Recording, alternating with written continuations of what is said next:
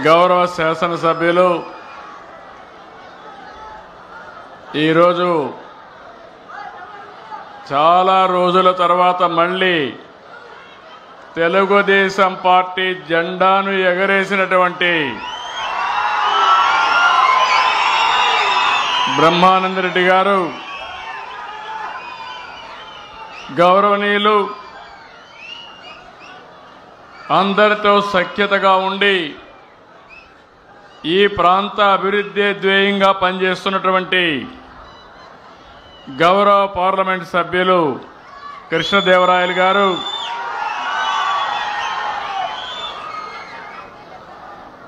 సహచర మంత్రివర్గ సభ్యులు గొట్టిపాటి రవి గారు, నారాయణ గారు, స్వచ్ఛాంధ్ర కార్పొరేషన్ చైర్మన్ పట్టాభిరామ్ గారు, సెక్రటరీ సురేష్ గారు, అదే సమయంలో జిల్లా కలెక్టర్ గారు, మార్గదర్శి అయినటువంటి వైకుంఠం వెంకటరమణ గారు, మార్గదర్శి అయినటువంటి యాగంటి వెంకటేశ్వర గారు, వేదిక పైనున్న బంగారు కుటుంబ సభ్యులందరూ చాలామంది వచ్చారు. ఈరోజు నేను మాచర్లకు వచ్చినప్పుడు అఖండ స్వాగతం పలికిన సోదరి సోదరమణులందరికీ స్వాగతం, సుస్వాగతం. మీ ఉత్సాహం చూస్తే ఎప్పుడూ ఉత్సాహంగా ఉంటారు, కానీ ఈరోజు మాచర్లకు స్వతంత్రం వచ్చింది. అందరూ కూడా మీ ముఖాల్లో ఆనందం కనపడుస్తూ ఉంది. ఈ ఆనందం శాశ్వతంగా ఉండాలని కోరుకుంటున్నాను. నిలబెట్టే బాధ్యత మాచర్ల ప్రజానీకం ఉంది, అవునా కాదా అని మిమ్మల్ని అడుగుతున్నా.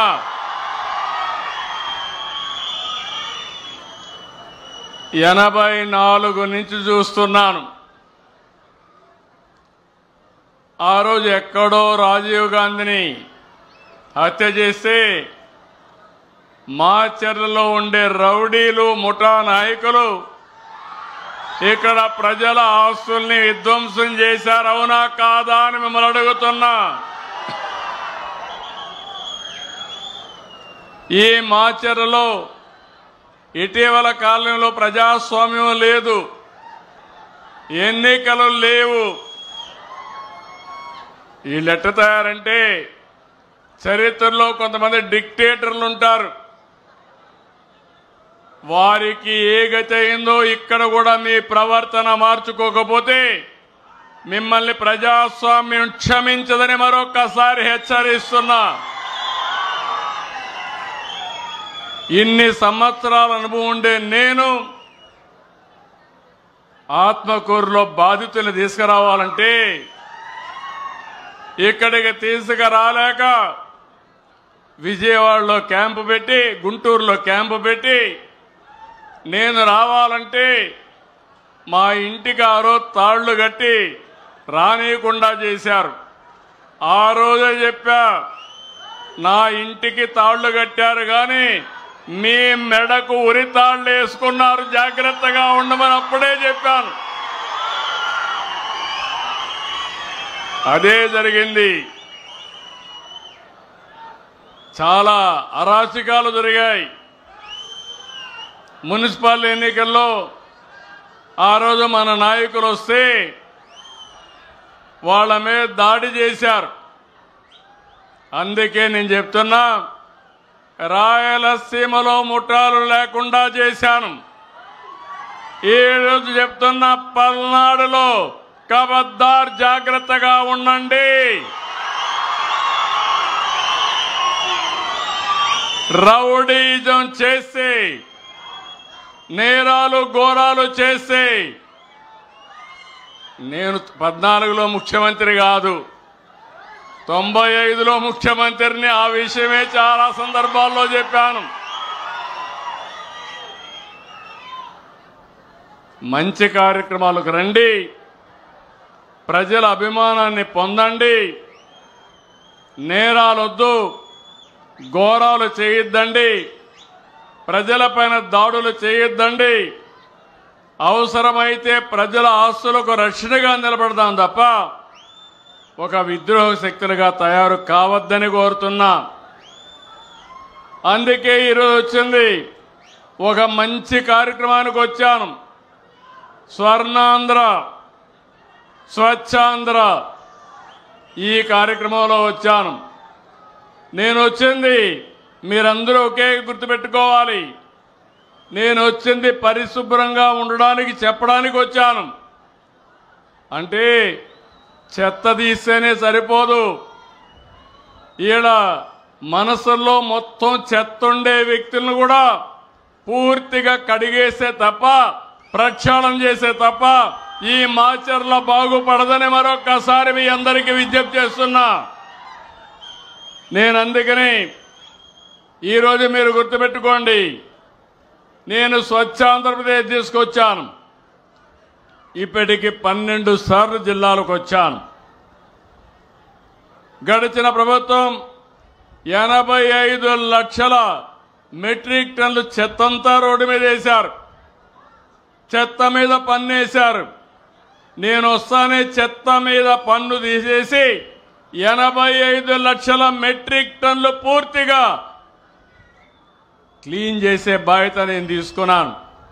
చెత్తను నేను క్లీన్ చేశానంటే చెత్త రాజకీయాలను కూడా క్లీన్ చేస్తానని మరొకసారి మీ అందరికీ విజ్ఞప్తి చేస్తున్నా.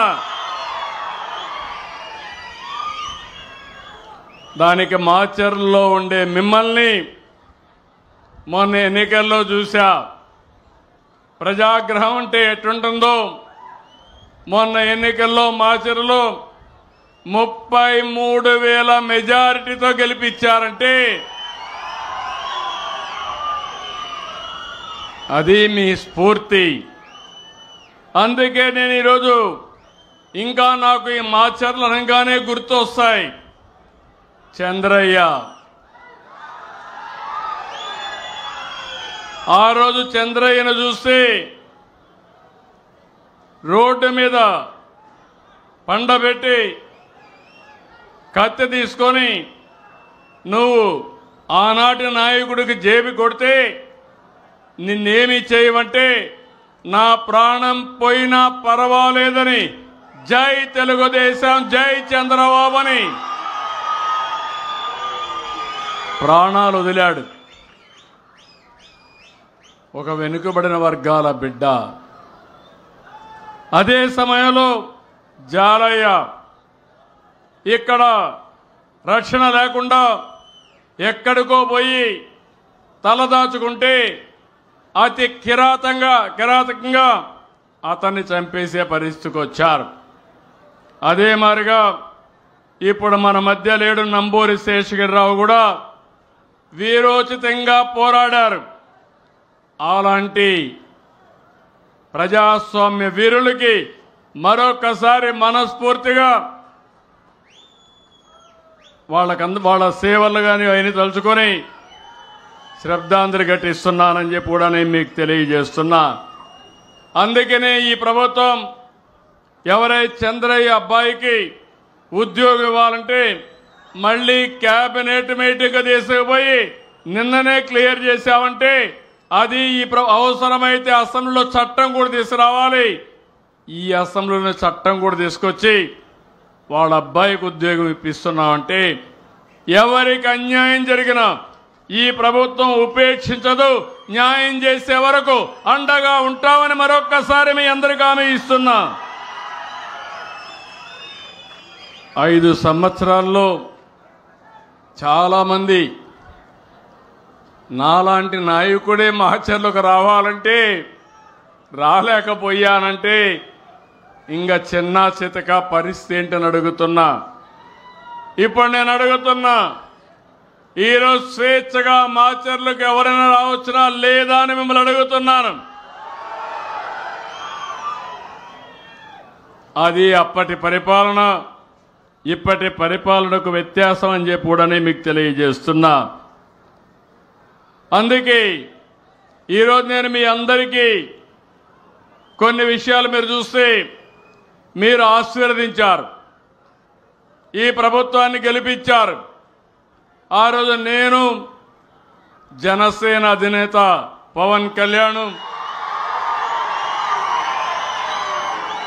బీజేపీ కలిసి కూటమి కట్టాం. మీ అందరూ కూడా విజ్ఞత ప్రదర్శించారు. మామూలు ఓటమి కాదు, నా జీవితంలో నేను చూశాను. ఎప్పుడు కూడా ఏ పార్టీకి అన్ని తక్కువ సీట్లు రాలేదు. ఇంకొక పక్క గెలుపు చూస్తే 94% స్ట్రైక్ రేట్తో గెలిపించారంటే అది మీరు చూపించిన చొరవ.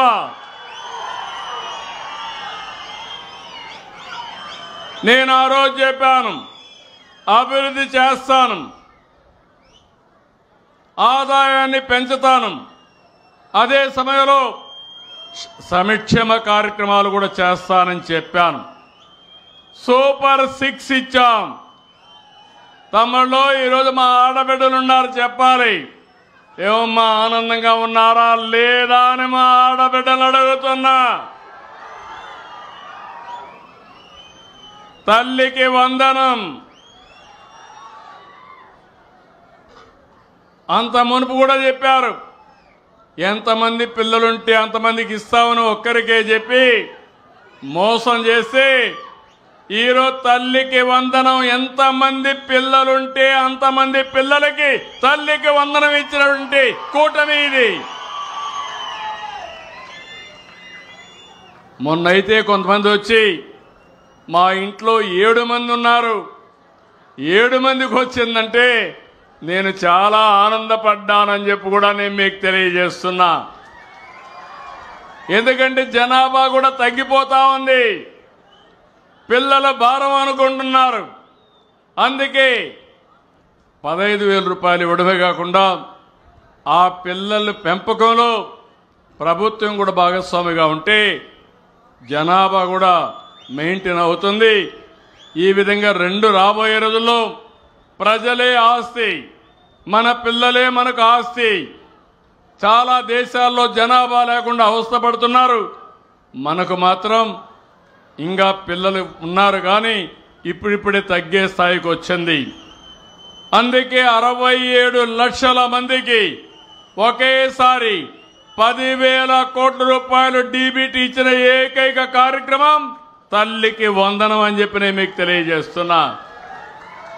మొన్ననే శ్రీశక్తి మా ఆడబిడ్డలు ఈరోజు జల్సాగా ఎక్కడికి పోవాలన్నా ఎవరికి అడిగే పరిస్థితి లేకుండా బస్సు ఎక్కితే నేరుగా ఎక్కడికి కావాలంటే అక్కడికి వెళ్ళి, ఒక దేవాలయానికి పోవాలంటే దేవాలయానికి వెళ్ళి అక్కడే ప్రసాదం ఉచితంగా పెడతారు, భోజనం కూడా ఉచితంగా ఉంటుంది, దేవుడు కూడా ఆశీర్వదిస్తాడు, మళ్ళీ తిరిగి వచ్చే పరిస్థితి వస్తుంది. ఒక మహిళ ఎక్కడన్నా పని చేసుకోవాలంటే ఎలాంటి ఇబ్బందులు లేకుండా ఇక్కడి నుంచి నరసరావుపేటకు పోతారా, విజయవాడ గుంటూరుకు పోతారా, ఎక్కడికైనా పోయి పని చేసుకుని వచ్చే పరిస్థితి వస్తుంది. నేను ఎప్పుడు మా ఆడబిడ్డలు నమ్మాను, నాకు ఒక నమ్మకం. అందుకే డాక్రా సంఘాలు పెట్టాను. ఆడబిడ్డ సంక్షేమం కోసం ఆడబిడ్డ సంరక్షణ పథకాన్ని తీసుకొచ్చాను. ఆ రోజుట్లోనే 5,000 మీ బ్యాంకులో అకౌంట్ వేశాను. ఆడబిడ్డల కోసం అనేక కార్యక్రమాలు, పండుగ కానుకలు ఇచ్చాం, ఇంకో పక్క రివాల్వింగ్ ఫండ్ ఇచ్చాం. మీ అందరికీ ఎప్పటికప్పుడు ఉద్యోగాల్లో కాలేజీల్లో 33% రిజర్వేషన్ కూడా తీసుకొచ్చాం. ఈరోజు దీనివల్ల నాకు ఒక్క నమ్మకం ఉంది, మా ఆడబిడ్డలు బయట వచ్చేది మొదలు పెడితే ఆర్థిక బలోపేతం అవుతుంది, మీ ఆలోచన విధానమే మారుతుంది. నిన్నటి వరకు 50%కే పరిమితమైన అభివృద్ధి ఈరోజు రాష్ట్రంలో 100కు 100% చేసే పరిస్థితి వస్తామంటే అదే మా ఆడబిడ్డల కృషి అని చెప్పి కూడా నేను మీకు తెలియజేస్తున్నా. ఇది కాకుండా దీపం నేనే పెట్టాను, సిలిండర్ నేనే ఇచ్చాను, ఆ రోజుట్లో ఉచితంగా ఇప్పించాను. మళ్ళీ ఈరోజు 3 సిలిండర్లు ఉచితంగా మా ఆడబిడ్డలకు ఇస్తున్నాం. ఒక్క రూపాయి ఖర్చు లేకుండా వంట కూడా మీరు చేసుకోవచ్చు. ఇది కాకుండా ఇక్కడుండి రైతులందరికీ 20,000 రూపాయలు అన్నదాత సుఖీభవ. కేంద్రం 6,000 ఇస్తుంది, మనం 14,000 ఇస్తాం. మొదటి విడత 7,000 వేసాం, ఇంకా 13,000 మీ అకౌంట్లో వేసే బాధ్యత మేము తీసుకుంటామని చెప్పి నేను మీకు తెలియజేస్తున్నా. 47 లక్షల మందికి 3,173 కోట్లు ఒకేసారి వేసాం. నిన్నే మీరు చూస్తే యువగళం ఆ రోజు చెప్పాం, ఉద్యోగాలు ఇస్తా అన్నాం. ఒక్క పైసా అవినీతి లేకుండా 16,347 మందికి ఉద్యోగాలు ఇచ్చిన ఘనత, ఒక్క సంవత్సరంలో పూర్తి చేసిన ఘనత ఈ పార్టీదని చెప్పి కూడా నేను మీకు తెలియజేస్తున్నా. నైపుణ్య స్కిల్ డెవలప్మెంట్ చేయించాం, 1,00,000 మందికి ఉద్యోగాలు ఇచ్చాం. 10 లక్షల కోట్ల రూపాయలు పెట్టుబడులు వచ్చాయి, 9 లక్షల మందికి ఉద్యోగాలు వస్తాయి. నేను ఒకటే చెప్తున్నా మా తమ్ముళ్ళందరికీ, ఆ రోజు చెప్పా, ఈరోజు చెప్తున్నా, మీరు చదువుకుంటే ఉద్యోగాలు వచ్చే విధంగా ఏ విధంగా పెట్టుబడులు తేవాలనో తెస్తామని చెప్పి కూడా నేను మీకు తెలియజేస్తున్నా. నేను నెలకు 2 రోజులు, ఒకటి స్వచ్ఛాంధ్ర కార్యక్రమం, రెండవ కార్యక్రమం పేదల సేవలో కార్యక్రమం. నేను ఒకటి ఆలోచించాను, ఇప్పుడు కూడా వేదికలో బంగారు కుటుంబాలు కూర్చోబెట్టి మార్గదర్శకులు పెట్టామంటే నా మనసు ఎప్పుడు ఈ పేదవాళ్లపైనే ఉంటుంది. పేదరికం లేని సమాజాన్ని నిర్మాణమే ధ్యేయంగా నేను పనిచేస్తున్నా. ఏ పని చేసినా పేదవాళ్ల కోసమే చేస్తానని మీకు హామీ ఇస్తున్నా. అందుకే 64 లక్షల మందికి పింఛన్లు నేను సవాలు విసురుతున్నా. ఏ రాష్ట్రంలోనే ఇస్తున్నారా అని మిమ్మల్ని అడుగుతున్నా.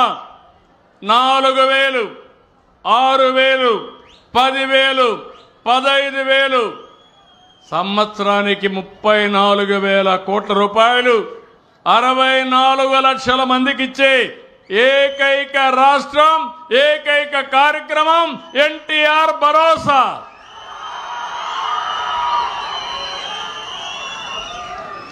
ఇంకా చాలా సంక్షేమ కార్యక్రమాలు ఇచ్చాం.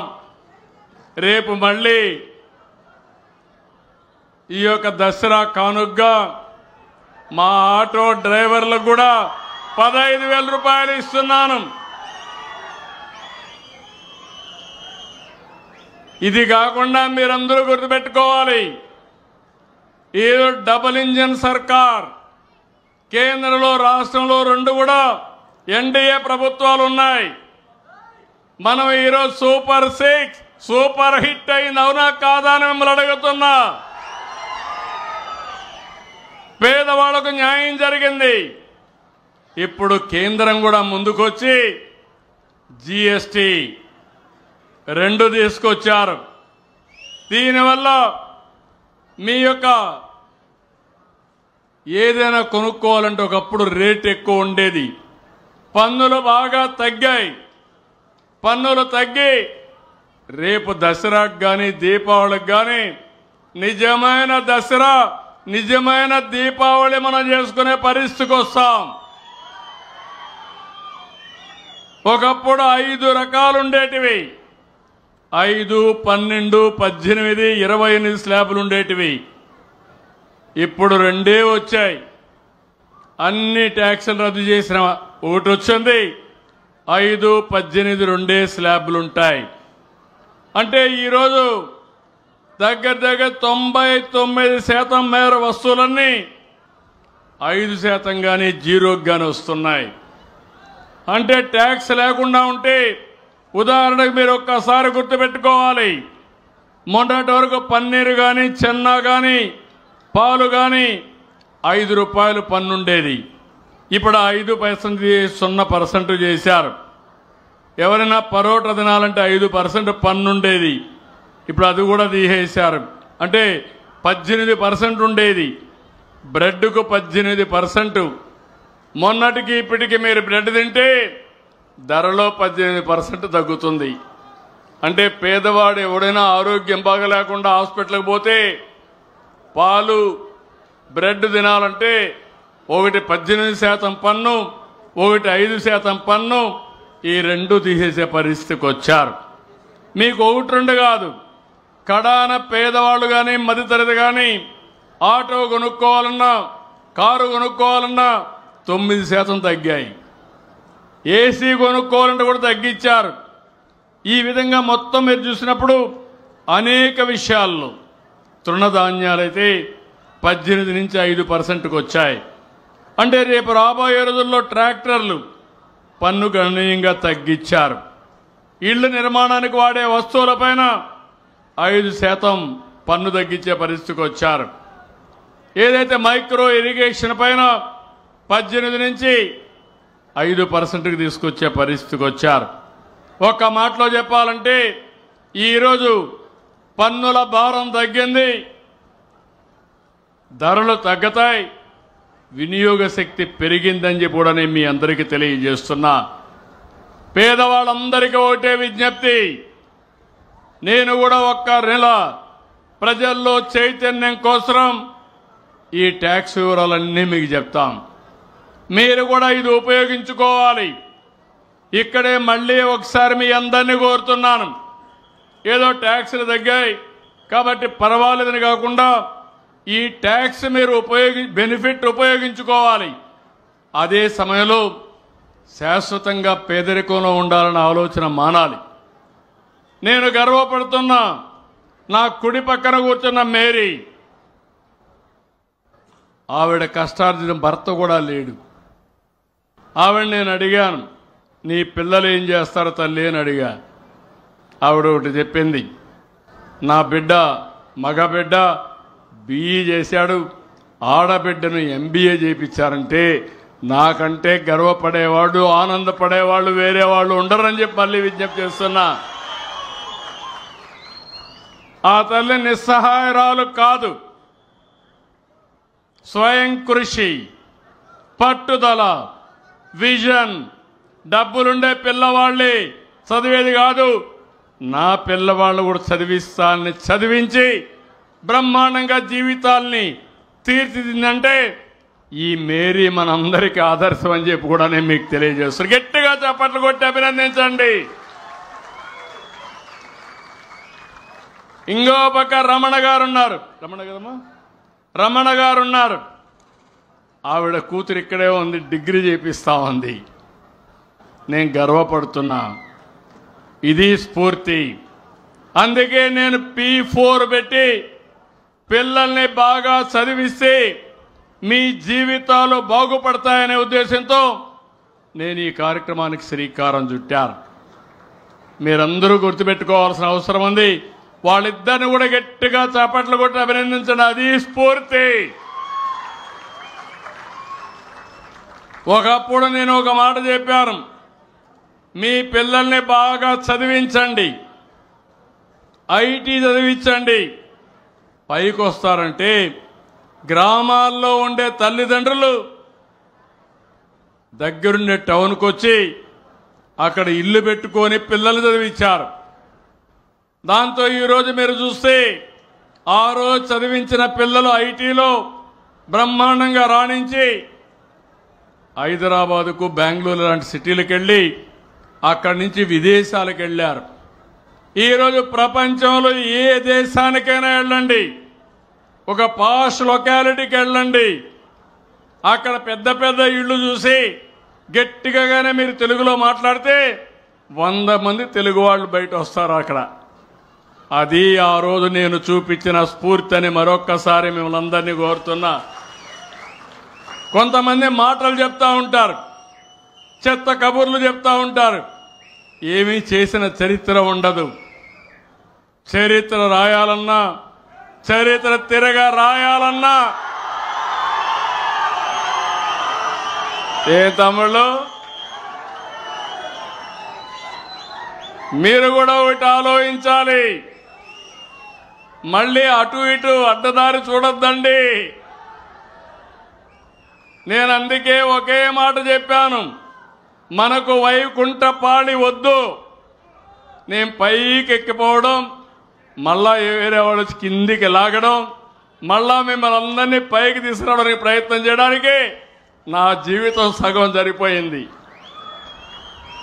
ఇంకా అది రావడానికి వీలు లేదు. దానికి మీరు సిద్ధమా అని మిమ్మల్ని అడుగుతున్నా.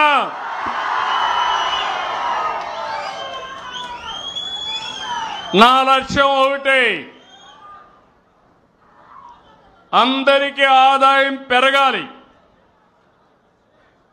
ఆదాయం పెరుగుతుంది, ఆ మాట కూడా చెప్తున్నా. ఒకప్పుడు మీరు బస్తాలు మోసేవాళ్ళు, మడకలు దున్నేవాళ్ళు, దుక్కి చేసేవాళ్ళు, చాలా కష్టపడేవాళ్ళం. ఇప్పుడు శారీరక కష్టం కాదు కావాల్సింది, మేధో శక్తితో పనిచేయాలి. మీ అందరి దగ్గర సెల్ ఫోన్లు ఉన్నాయా లేవా? ఒకప్పుడు ఒక సర్టిఫికెట్ కావాలంటే ఆఫీస్ చుట్టూ ఊరు తిరిగేవాళ్ళు. పిల్లలు చదువుకోవాలంటే క్యాస్ట్ సర్టిఫికెట్ ఇవ్వాలి, ఇన్కమ్ సర్టిఫికెట్ ఇవ్వాలి, నేటివిటీ ఇవ్వాలి. దీనికోసం ఎంఆర్ఓ సరిపోతే తిప్పిందే తిప్పుడు. ఇప్పుడు ఎవ్వరి దయాదర్శనాల అవసరం లేదు. WhatsApp governance. ఏ పని కావాలన్నా ఫోన్ తీసుకొని మీరు కొడితే ఆ పని అయ్యి మళ్ళా మీకు చెప్పే బాధ్యత నాదని మరొక్కసారి మీ అందరికీ హామీ ఇస్తున్నా. ఎవరైనా పని చేయకపోతే ఏ ద్వారా స్టడీ చేసి నేరుగా పని చేయని వ్యక్తుల దగ్గరికే వస్తానని మరొక్కసారి మీ అందరికీ హామీ ఇస్తున్నా. మీరు సమాచారం నాకు ఇవ్వండి, నేను అందరినీ గౌరవిస్తా. పనికాడ మాత్రం రాజీ లేదు. పేదల్ని వేధించద్దండి ఎవరు కానీ, రాజకీయ నాయకుడు కానీ లేకపోతే ఆ అధికారులు కానీ. పేదలకు స్వేచ్ఛనిచ్చే బాధ్యత, అవినీతి రహిత పాలన ఇచ్చే బాధ్యత నేను తీసుకుంటానని చెప్పి నేను మీ అందరికీ హామీ ఇస్తున్నా. అందుకే 730 సేవలు ఈరోజు వాట్సాప్లో ఇస్తున్నాం. ఎంతమంది వాడుకున్నారు? చేలు పైకెత్తండి. చాలామంది వాడుతున్నారు, ఇంకా చాలామంది వాడుకోవాలి. క్యాంపెయిన్ కూడా చేస్తున్నా గ్రామాల్లో, టౌన్లో. సెక్రటరియట్ని పంపించి తెలియకపోతే నేర్పించి, ఒకవేళ తెలిసిన ఉంటే మీరు 10 మందికి సహాయం చేసేట్టుగా ఈ కార్యక్రమానికి కూడా శ్రీకారం చుట్టాం. ఇంకొక విషయం కూడా మనం ఒక్కసారి గుర్తుపెట్టుకోవాల్సిన అవసరం ఉంది. ఈరోజు రాష్ట్రంలో మున్సిపల్ అడ్మినిస్ట్రేషన్ కానీ మన డిప్యూటీ సీఎం పవన్ కళ్యాణ్ గారు కానీ ఇద్దరు కలిసి పరిశుభ్రమైన నగరాలు, పరిశుభ్రమైన గ్రామాల కోసం పనిచేస్తున్నారు. అందుకే మీరు ఒక్కసారి చూస్తే, నేను ముఖ్యమంత్రి అయినప్పుడు 83 లక్షల లెగసీ వేస్ట్ ఉండేది. కుప్పలు కుప్పలుగా అడవులు తయారు చేసే పరిస్థితికి వచ్చారు. అది చూస్తే నాకు చాలా బాధ కలిగింది. దానివల్ల చాలా ప్రమాదం కూడా. అక్కడ వర్షాలు పడతాయి, వర్షాల్లో ఇదంతా కూడా తడిచిపోయిన తర్వాత భూగర్భ జలాలు మొత్తం కలుషితం అయిపోతాయి. ఒక దిక్కడ భూగర్భ జలాలు కలుషితం అయితే ఎంతవరకు అది పర్కులేట్ అయితే ఆ ప్రాంతం అంతా కలుషితం అయిపోతుంది. ఆ స్మెల్ చూస్తే భయంకరమైన వాసన. ఆ స్మెల్తో లేనిపోని రోగాలు వస్తాయి. అలాంటివి చేసిపోయారు ఈరోజు. అందుకే నేను ఆ రోజు నారాయణ గారికి ఒక మాట చెప్పాను, మున్సిపాలిటీకి ఒక మాట చెప్పాను. అక్టోబర్ 2 గాంధీ జయంతి నాటికి 100% లెగసీ వేస్ట్ తీయాలని చెప్పాను. మొత్తం తీసిన ఘనత ఈరోజు నారాయణ గారికి, ఆ డిపార్ట్మెంట్కి దక్కిందని చెప్పి నేను మీకు తెలియజేస్తున్నా. గట్టిగా చప్పట్లు కొట్టి అభినందించండి ఇలాంటి మంచి పని చేసినప్పుడు. పారిశ్రామిక శానిటేషన్ కార్మికులు, మున్సిపల్ శాఖ ఉద్యోగులు, అధికారులు, కమిషనర్లు చాలా బాగా పనిచేశారు. Good job. ఈరోజు కూడా నేను ఒక చిన్న పని ఇచ్చి వచ్చా.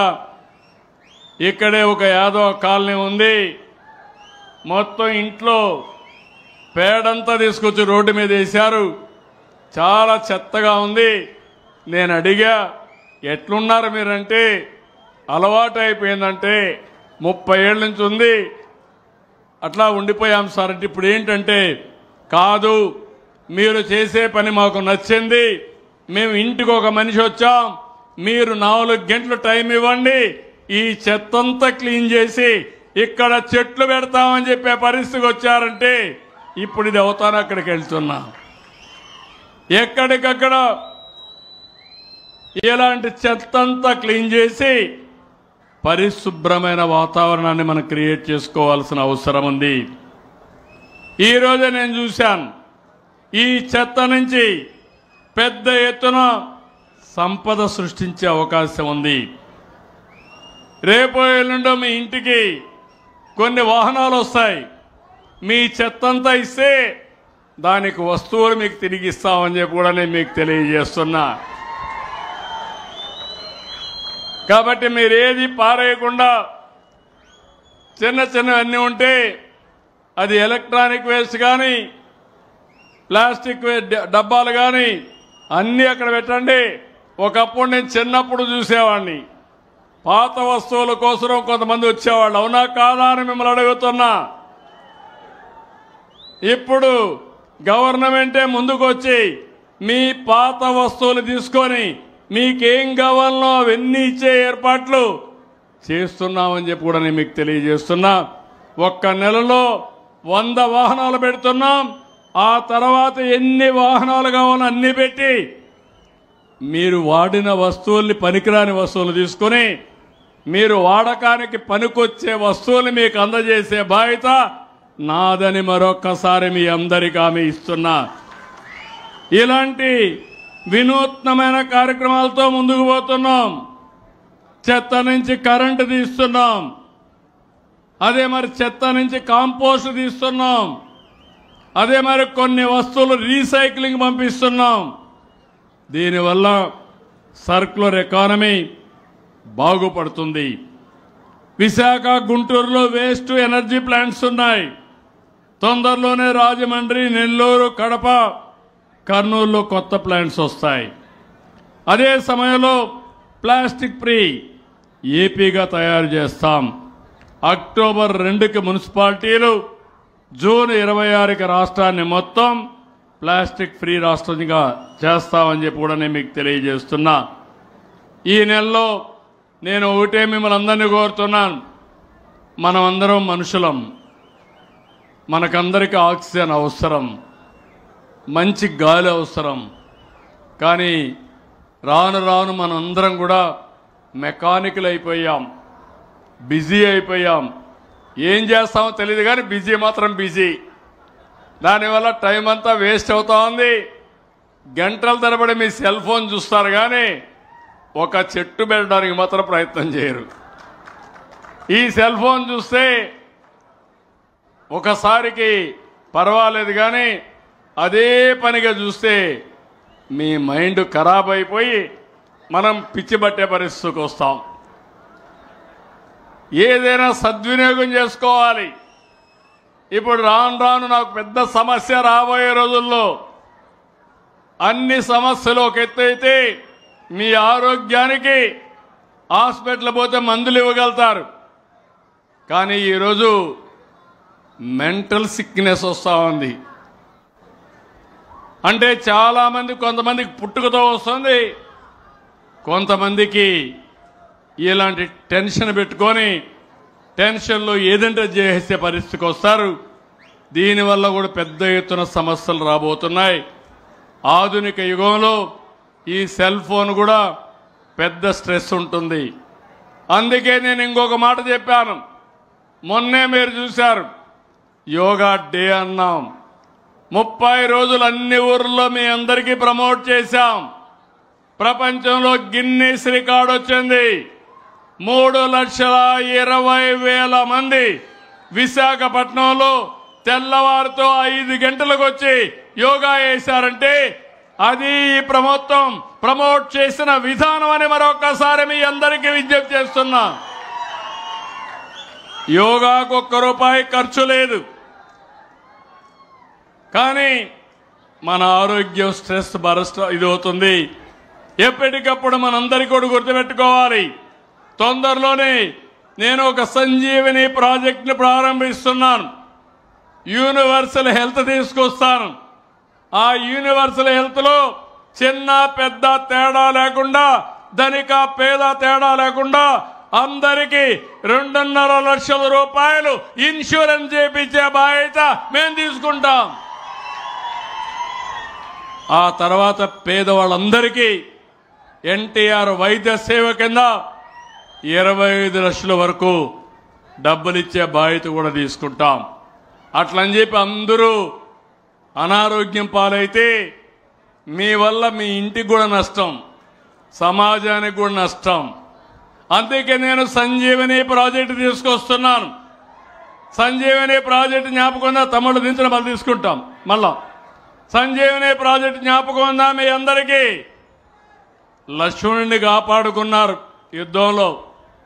రాక్షసులతో యుద్ధం చేసేటప్పుడు మూర్ఛపోయాడు. మూర్ఛపోతే కాపాడాలంటే ఏంటంటే సంజీవిని ఔషధ మొక్క కావాలన్నారు. అప్పుడు ఎవరు తెస్తారంటే హనుమంతుడిని తెస్తానని వెళ్ళాడు. వెళ్ళిన తర్వాత ఆయనకు తెలియకపోతే ఆ పర్వతాన్ని తీసుకొచ్చాడు. ఆ పర్వతంలో ఉండే సంజీవిని మొక్క తీసుకుని లక్ష్మణుడు చూపిస్తే అప్పుడు స్పృహ వచ్చింది. అంటే లక్ష్మణుడిని కాపాడారు. అట్లనే ప్రపంచంలో ఉండే మన రోగాలకు ఎలాంటి నాలెడ్జ్ కావాలన్నా అది తీసుకొచ్చి మీ ఇంటి దగ్గరనే మీకు ట్రీట్మెంట్ ఇచ్చే విధంగా సంజీవని ప్రాజెక్ట్ వస్తుంది. ఇది ప్రపంచంలోని కుబేరుడిగా ఉండే బిల్ గేట్స్ కూడా అదే మాదిరిగా రియల్ టైం హాస్పిటల్కి రాకుండా ఇంటి దగ్గరే ఉండి మిమ్మల్ని మానిటర్ చేసే విధానం, అవసరమైతే హాస్పిటల్కి వస్తే సమర్థవంతంగా ట్రీట్ చేసే మెకానిజానికి తొందరలోనే శ్రీకారం చుడతాం. అందుకే నేను మిమ్మల్ని అందరినీ కోరుతున్నా.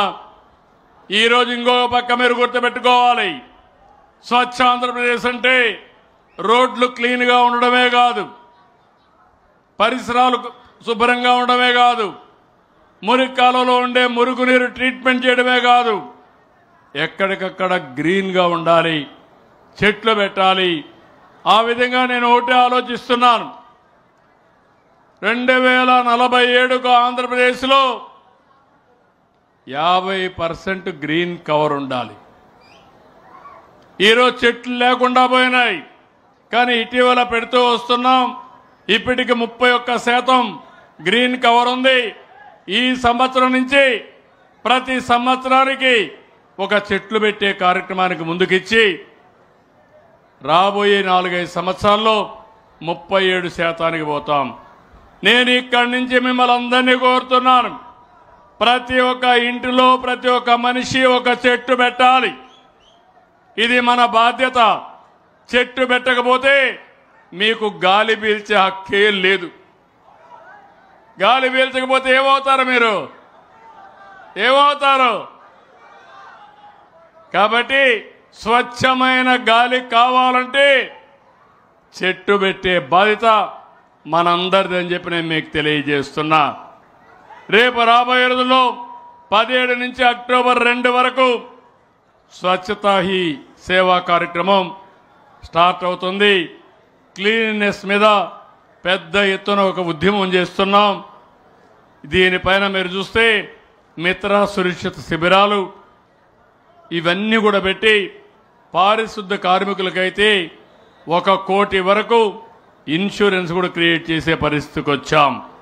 అందుకే అక్టోబర్ 2న సఫాయి మిత్రులు, శానిటేషన్ వర్కర్లు, అదే మరి టాప్ యూఎల్బీస్ అన్నీ కలిసి స్వచ్ఛంద వాలంటీర్లు, జిల్లా కలెక్టర్లు అందరినీ సత్కరించాలి. రాష్ట్రంలో కూడా మీరు ఒకసారి చూస్తే ఎవరైతే బాగా చేశారో వాళ్ళందరినీ 16 విభాగాల్లో 52 రాష్ట్ర స్థాయి 1421 మంది జిల్లా స్థాయిలో స్వచ్ఛాంధ్ర అవార్డులు ప్రదానం చేస్తున్నాం. నేను ఒకటే ఆలోచిస్తున్నాను, నేను ఒక్కడే నెలకొక్క రోజు తిరిగితే లాభం లేదు. నాకు కొన్ని లక్షల మంది స్వచ్ఛంద సేవకులు అవసరం, ప్రజల్లో చైతన్యం అవసరం. మేము కూడా పూర్తిగా సహకరిస్తామని ముందుకు రావాల్సిన బాధ్యత 5 కోట్ల ప్రజలపైన ఉంది. పిలిపిస్తున్నా ఈ మాచర్లలో ప్రతి ఒక్కరికి నా పిలుపు ఏంటంటే, మీరు కూడా ముందుకు రండి. స్వచ్ఛాంధ్ర ఒక స్వచ్ఛంద సేవా కార్యక్రమం. ప్రతి ఒక్కరిలో ఆలోచన విధానం మారాలి, బాధ్యతగా తీసుకోవాల్సిన అవసరం ఉంది. అప్పుడే ఇది సాధ్యమని చెప్పి నేను మీకు తెలియజేస్తున్నా. అందుకే ఈరోజు ఈ కార్యక్రమంలో ఇక్కడికి వచ్చినప్పుడు చాలా వరకు ముందుకు పోతున్నాం. ఇక్కడనే మాచర్ల మోడల్ మున్సిపాలిటీగా బ్రహ్మానంద రెడ్డి గారు ఉన్నారు. ఆయన ఆధ్వర్యంలో, ఎంపీ ఆధ్వర్యంలో తొందరలోనే మాచర్ల ఒక ఆదర్శ మాచర్లగా తయారు చేసే బాధ్యత, ఒక మోడల్ మున్సిపాలిటీగా తయారు చేసే బాధ్యత మనందరిది. ఇంటి దగ్గరే తడి పొడి చెత్త వేరు చేయడం, వంటింటి చెత్తతో కాంపోస్ట్ తయారు చేసుకోవడం, సింగిల్ యూజ్ ప్లాస్టిక్ దూరంగా ఉండడం. ఇది ఒక్కరోజు కాదు, అనునిత్యం నేను ఇప్పుడు చూశాను. ఇక్కడే పశువులు ఇంటి దగ్గరనే ఉన్నాయి, పేడ రోడ్డు మీద ఉంది. ఈ రెండు వచ్చిన తర్వాత పరిశుభ్రం ఏ విధంగా అనుకుంటామని నేను అడుగుతున్నా, మన ఆరోగ్యం ఏ విధంగా భద్రత ఉంటుందని అడుగుతున్నా. అందుకే నేను నారాయణ గారికి చెప్పాను, టౌన్లో మెయిన్ రోడ్స్ ఉంటాయి, అక్కడి నుంచి ఆ రోడ్లన్నీ కూడా ఆలోచించుకొని ఎన్ని పశువులు ఉన్నాయో ఒకసారి చూసుకొని పశువులకు ఒక హాస్టల్ పెడతాం. నిన్నటి వరకు పిల్లలకే హాస్టల్ పెట్టాం, వృద్ధులకు హాస్టల్ పెట్టాం, ఇప్పుడు పశువులకి హాస్టల్స్ పెడతాం. దానివల్ల అక్కడే మీ పశువులన్నీ అక్కడే ఉంటాయి, షెడ్లు కట్టిస్తాం. దానికి కావలసిన గడ్డి కానీ అవన్నీ కూడా తెప్పిస్తాం. ఒకప్పుడు యాదవులు కానీ కురబా కానీ గొర్రెలు మేపేవాళ్ళు, ఆ గొర్రెలు పోతా ఉండేటివి. ఓసారి ఇక్కడ మేపుకోవడానికి మేత ఉండేది కాదు, రాష్ట్రం అంతా తిరిగేవారు. నేను సమైక్య ఆంధ్రప్రదేశ్లో ముఖ్యమంత్రిగా చూశాను. మహబూబ్ నగర్లో ఉండే గొర్రెలు కాకినాడకు వచ్చి 6 నెలలు మేపుకొని తిరిగిపోయేవాళ్ళు. ఆ గొర్రెల పైన మందలు పెట్టేవాళ్ళు రైతుల కోసం. ఒక్కొక్క రాత్రి ఇక్కడ ఉండేటివి. ఆ విధంగా వాళ్ళ జీవితాలు నేను చూశాను. పండుగల లీవు లేకుంటే ఆరోగ్యం బాగాలేకపోయినా, ఇంట్లో ఎవరైనా సరే పెళ్ళైనా ఆ రోజు పశువులు మాత్రం మేపాల్సిందే. అందుకే నేను ఒకటి చెప్పాను, భవిష్యత్తులో మీ వృత్తిని గౌరవించి మీ గొర్రెలు కూడా మీ ఇంటి దగ్గర కాకుండా మీ ఇంటి దగ్గరలోనే ఒక పార్క్ మారి కట్టి అందరికీ షెడ్లు పెట్టి అక్కడ మీ గొర్రెలు మేపుకోవడానికి పూర్తిగా సహకరిస్తా. బయట పోవాల్సిన పని లేదు, ఫీడ్ కూడా అక్కడే ఇచ్చే అవకాశం వస్తుందని చెప్పి కూడా నేను మీకు తెలియజేస్తున్నా. ఎందుకంటే ఈరోజు మనందరం చూస్తే బీసీలకు అందరికీ చేతి వృత్తులు కుల వృత్తులు పూర్తిగా పోయినాయి. వాళ్ళకు ఆస్తులు లేవు, వాళ్ళకు అండగా నిలబడాలి. నేను మళ్ళీ చెప్తున్నా, తెలుగుదేశం పార్టీకి అండగా ఉన్నది, తెలుగుదేశం పార్టీకి వెన్నెముక బీసీ వర్గాలని మరొక్కసారి మీ అందరికీ విజ్ఞప్తి చేస్తున్నా. అలాంటి వారిని కాపాడుకోవడానికి ఆధునిక యుగంలో ఏ విధంగా చేయాలనో అవన్నీ చేస్తామని చెప్పి కూడా నేను మీకు తెలియజేసుకుంటున్నాను. ఇక్కడికి వచ్చినప్పుడు మొత్తం ఈ నియోజకవర్గంలో ఇప్పుడే మన వాళ్ళు చెప్పారు, లావు చెప్పాడు, బ్రహ్మానంద రెడ్డి గారు చెప్పారు. వాళ్ళు అడిగింది 3 డిమాండ్లు అడిగారు. ఈ 3 డిమాండ్లు కూడా మీరు ఒక్కసారి చూస్తే నాకు పల్నాడు పైన ఎనలేని అభిమానం. దానికి కారణం మీరు నష్టపోయారు. ఈరోజు రాష్ట్రంలో పల్నాడు జిల్లా తలసరి ఆదాయంలో తక్కువ ఉంది. పల్నాడు జిల్లాలో మాచర్ల తలసరి ఆదాయం తక్కువ ఉంది. తలసరి ఆదాయం తక్కువ ఉందంటే పేదరికం ఎక్కువగా ఉందని అర్థం. అందుకే నేను ఆలోచిస్తున్నాను, దీని మీద ప్రత్యేక శ్రద్ధ పెడతాను. కలెక్టర్ గారికి కూడా ఆదేశాలు ఇస్తున్నా, మీరు కూడా వర్కౌట్ చేయండి. ప్రత్యేకమైన నిధులు ఇస్తాం, శ్రద్ధ పెడతాం.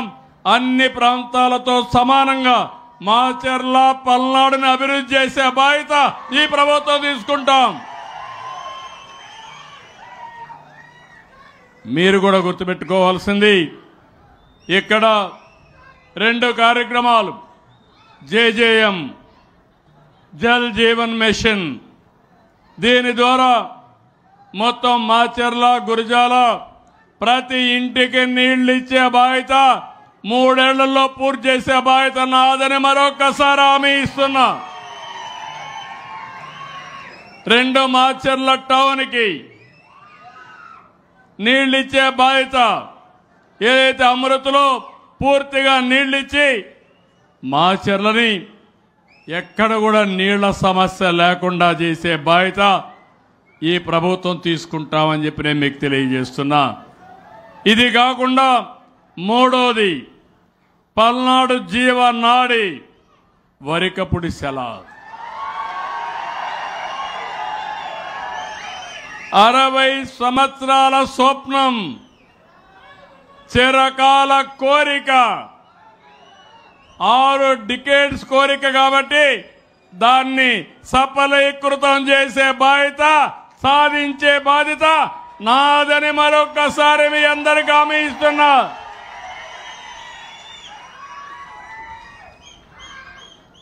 దీంట్లో కూడా మీరు చూస్తే 1,25,000 ఎకరాలకు నీరు అందుతుంది.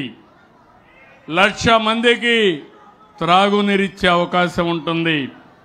మొదటి దశ 1.54 టీఎంసీలు, రెండవ దశ 6.32 టీఎంసీలు నీళ్లు కావాలి. ఈ 2 కూడా చేసే బాధ్యత ఈ ప్రభుత్వం తీసుకుంటాం. అదే మరిగా ఇప్పుడే లావు చెప్పినట్టు నా చిరకాల వాంఛ, ఈ రాష్ట్రంలో మెజారిటీ ఇరిగేషన్ ప్రాజెక్టులన్నీ ఎన్టీ రామారావు గారి కల అయితే, ఆ తర్వాత ఆ ప్రాజెక్టులు ప్రారంభించింది, పూర్తి చేసింది సమైక్య ఆంధ్రప్రదేశ్లో కానీ నవ్య ఆంధ్రప్రదేశ్లో కానీ భగవంతుడు నాకు ఆ అదృష్టాన్ని ఇచ్చాడు, అలాంటి అవకాశాన్ని ఇచ్చాడు. ఈరోజు మీరు చూడండి, పోలవరం రాష్ట్రానికే ఒక వరం. నేను చాలా కష్టపడి 76% పూర్తి చేశాను. ఆ 5 ఏళ్ళు ఒక వ్యక్తి వచ్చాడు, వ్యక్తి పేరు నేను చెప్పను.